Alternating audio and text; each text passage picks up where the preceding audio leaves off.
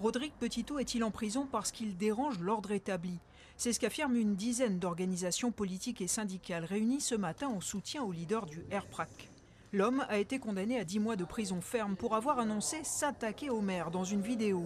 Une façon de parler habituelle, rétorquent les syndicats qui appellent à la mobilisation.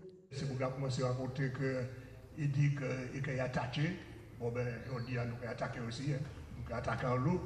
Donc attaquer la profitation, donc attaquer la justice coloniale. On n'acceptera pas la tournure que ces événements sont en train de prendre. Où on voit une soi-disant justice avec la complicité d'un certain nombre d'élus s'en prendre à un citoyen qui dénonce des faits, qui dénonce une situation qui n'est plus supportable et que nous avions déjà combattu pour la dernière fois il y a 15 ans. Le mouvement qui se dit pacifiste draine cependant de la violence dans son sillage. Tirs à balles réelles, pillages, incendies. Les policiers martiniquais ont récemment exprimé leur ras-le-bol, mais le RPRAC continue à affirmer n'avoir aucun rapport avec ces actions.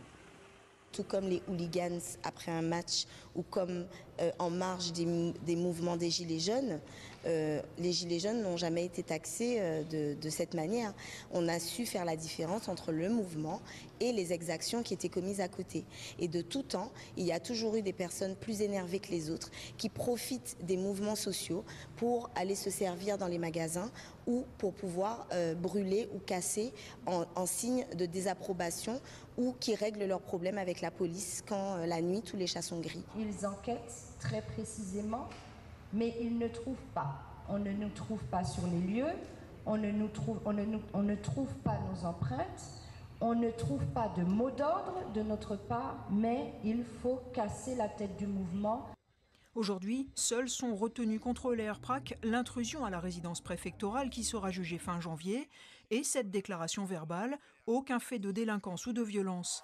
Une judiciarisation qui semble découler directement de la demande en octobre du ministre de l'Intérieur, Bruno Retailleau. On a aussi un travail avec la justice pour judiciariser un certain nombre d'individus.